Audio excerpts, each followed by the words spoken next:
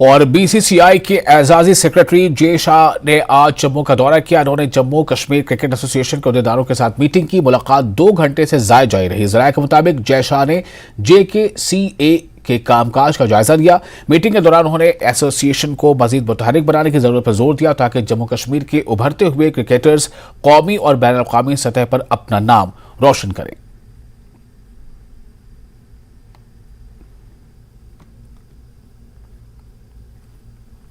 हाल ही में रिलीज होने वाली फिल्म द केरला स्टोरी ने जबरदस्त तब्दीली, मजहब और लव जिहाद पर एक नई बहस छेड़ दी है।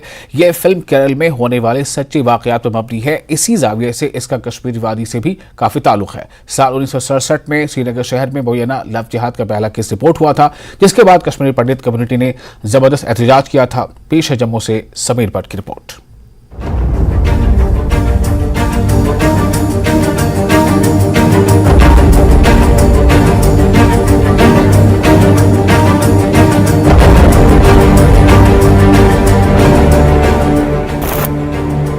गुज़िश्ता साल द कश्मीर फाइल्स की बॉक्स ऑफिस पर जबरदस्त कामयाबी के बाद हालिया फिल्म द केरला स्टोरी ने भी बॉक्स ऑफिस पर जबरदस्त कामयाबी हासिल की है। ये फिल्म केरला के मुख्तलिफ इलाकों से ताल्लुक रखने वाली 3 नौजवान लड़कियों की कहानियों को बयान करती है, जिसमें बुनियादी तवज्जो शालिनी की कहानी पर है, जिसे अगवा किया जाता है और बाद में इस्लाम कबूल कराया जाता है। इसके बाद शालिनी को बुनियाद परस्त बना दिया जाता है और फिर उसे एक दहशतगर्द के तौर पर दाइश में शामिल होने पर मजबूर किया गया। ये सिर्फ केरला में ही नहीं बल्कि जम्मू कश्मीर में भी इस तरह के केसेस पाए गए हैं। इस किस्म का पहला केस 28 जुलाई 1967 को उस वक्त सामने आया जब कश्मीरी पंडित खातून परमेश्वरी हंडू, जो श्रीनगर में हुकूमत के ज़ेरे इंतजाम अपना बाजार में सेल्स नुमाइंदा थी, ने अपने मुसलमान साथी गुलाम रसूल से शादी की थी। 8 रोज पहले कश्मीरी पंडित खातून ने इस्लाम कबूल करके नया नाम परवीन अख्तर रखा था। मोहब्बत की शादी ने रियासत में एक तूफान बर्पा कर दिया था।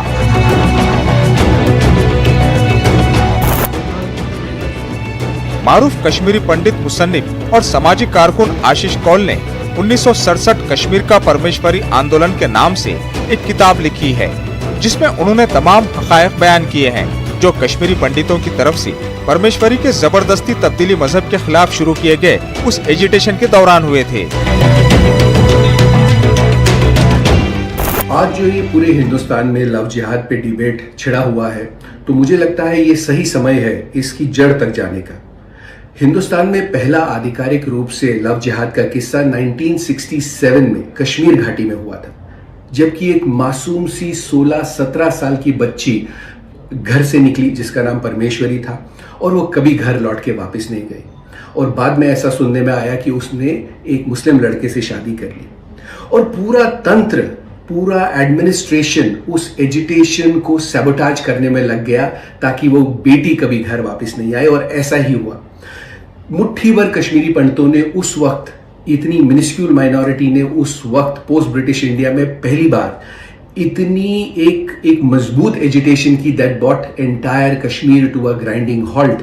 उस आंदोलन के 2 नारे थे, एक पंज नारे पांडवा दे और छठा नारा जय हिंद, और दूसरा नारा था हमारी बेटी वापस करो। वो एजिटेशन इतनी असरदार हुई कि सेंटर तक हिल गया और उस वक्त के होम मिनिस्टर को खुद कश्मीर आना पड़ा और उन्होंने आधिकारिक रूप से उस एजिटेशन को सैबोटाज किया। उन्होंने वादे किए जिसमें सबसे बड़ा वादा था कि वो बेटी वापस घर लौट के आएगी। न उनके किए हुए वादे कभी पूरे हुए, जो कश्मीरी पंडितों के साथ में अट्रॉसिटीज होती थी उनको खत्म करने के वादे थे, न वो वादे कभी पूरे हुए और न वो कश्मीरी पंडित बेटी कभी वापस आई।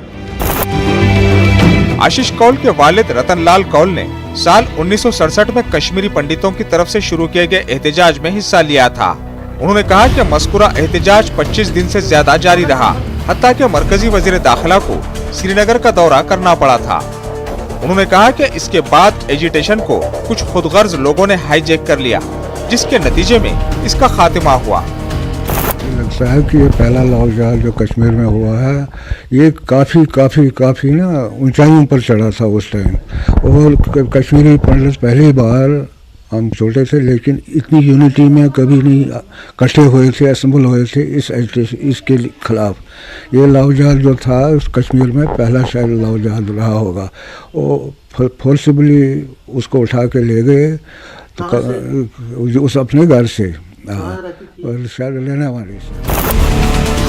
कश्मीरी पंडित उस वक्त की हुकूमत और पुलिस पर इल्जाम लगाते हैं कि उन्होंने मामले को दबाने की कोशिश की और पंडितों को वादी कश्मीर में रिपोर्ट होने वाले इस पहले लव जिहाद केस के खिलाफ आवाज उठाने की इजाजत नहीं दी।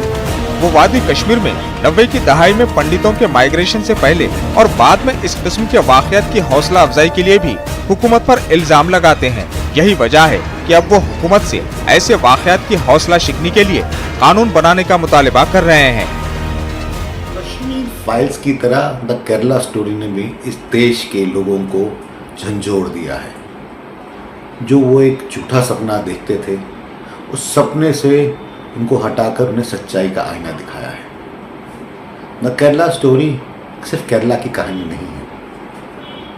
सच मानिए तो ये पूरे भारतवर्ष में कई वर्षों से हो रहा है। लॉ बनाना चाहिए इसके लिए भाई, इसके लिए सीवियर पनिशमेंट दे दो लव जिहाद के कारण। हाँ, ये लॉ होने चाहिए ताकि वो लोग कम से कम ये चीज़ न करने से पहले 100 बार वो सोचे कि नहीं हम फंस जाएंगे कल को। जो लोग लव जिहाद करते हैं उनके खिलाफ इनका कहना है कि एक बाज़ाब्ता कानून बनना चाहिए, सख्त कानून बनना चाहिए जिसका सख्ती से पालन होना चाहिए। और लव जिहाद की जो शिकायतें न सिर्फ कश्मीर में, केरला में या बाकी जगहों पे भी हो रही हैं, जिसको अभी तक फिल्म में नहीं दिखाया, सिर्फ केरला और कश्मीर ही दिखाया, लेकिन बाकी जगहों पे भी ऐसे इंसिडेंट्स हो रहे हैं, तो उनको रोकने के लिए कठोर कार्रवाई होनी चाहिए, कठोर कानून बनना चाहिए, तभी इस बिद्दत से नजात मिल सकती है। कैमरामैन साहिबा के साथ में समीर भट्ट, न्यूज़ 18 जम्मू। एलजी मनोज सिन्हा ने जीस्ता देवी मंदिर श्रीनगर का दौरा किया। माता जीस्ता की यौम पैदाइश वार्षिक महायज्ञ का एहतमाम किया गया था। इस मौके पर संस्थान की मैगजीन जीस्ता संदेश के 9वें एडिशन का इजरा किया गया। संस्थान के सदर भारत भूषण भट्ट और जनरल सेक्रेटरी राकेश चलाली कौल को जीस्ता सम्मान से नवाजा गया। जिस्तार प्रेसर में मजहबी परचम लहराया गया। Doctor Abhishek Gupta, accountant general Jammu Kashmir, इस मौके पर मेहमान खुसूसी थे। ZDPC के सदर BB भट्ट ने तमाम मेहमानों का शुक्रिया अदा किया और जीस्ता संदेश को नई बुलंदियों तक ले जाने का अज़्म किया। इस मौके पर सुरेंद्र अंबारदार और संजय सराफ भी मौजूद रहे।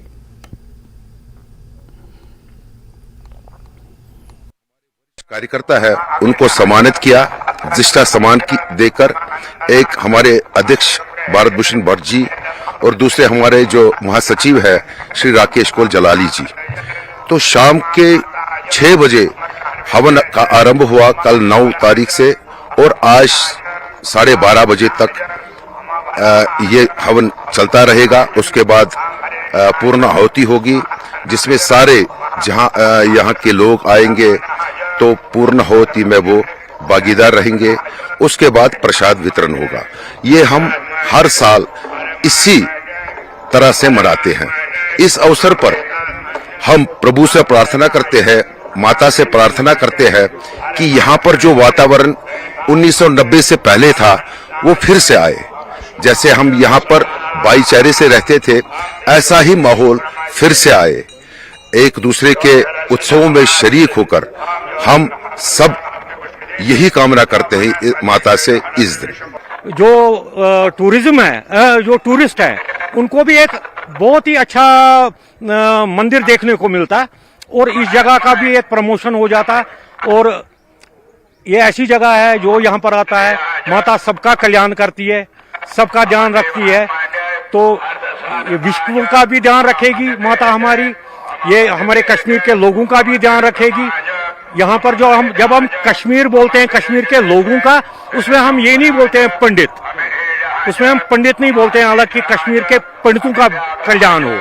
हमारे जो मंत्र अभी चल रहे हैं इसमें कोई ऐसा मंत्र नहीं है कि जिसमें कश्मीरी पंडित के लिए अलग से कोई मंत्र किया गया हो।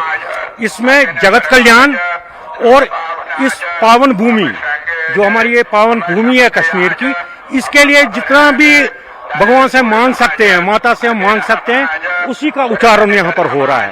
और हम सबकी मनोकामना है कि वो जो पुराने दिन थे जिसमें एक भाईचारा था, जिसमें एक दूसरे के लिए दर्द थी, एक इज्जत थी।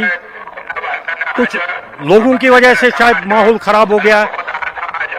तो आने वाला कल हम यही एक्सपेक्ट कर रहे हैं कि हर साल हम हवन इसीलिए करते हैं कि यहाँ का माहौल अच्छा हो, यहाँ का भाईचारा अच्छा हो, खून खराबा कम हो, हमारे जो जवान हैं, जो बेटियां हैं, जो वो अच्छे कामों में इंडल्ज हो जाएं, यही कामना है। कि यहाँ की जो मैनेजमेंट है उसने बड़ी सुंदर व्यवस्था बनाई है। लोगों को ठहरने की भी व्यवस्था है। मंदिर भी उन्होंने पहले से और अच्छा बनाया है। और ये जो हवन आज है, इस हवन में आप देख रहे हैं काफी बड़ी संख्या में यहाँ लोग आए हैं। लोगों ने हवन में पार्टिसिपेट किया, लोगों ने हवन में भाग लिया है। और विश्व की शांति के लिए, जम्मू कश्मीर के कल्याण के लिए, जम्मू कश्मीर में हालात ठीक हो जाए, ये एक सांस्कृतिक और यज्ञ यहाँ हुआ है। मैं भी इस यज्ञ में सम्मिलित होने के लिए यहाँ आया हूँ। बहुत खुशी हो रही है जब काफी बड़ी संख्या में लोग यहाँ इस कार्यक्रम में उपस्थित रहे हैं। ये बहुत बड़ी बात है। और मैं यहाँ की मैनेजमेंट को, यहाँ की जो ज्येष्ठा देवी ट्रस्ट है, उस ट्रस्ट को बधाई देता हूँ कि उन्होंने इस प्रकार का ये सालाना जो यहाँ पर्व होता है, इस पर्व को खूब धूमधाम से मनाया।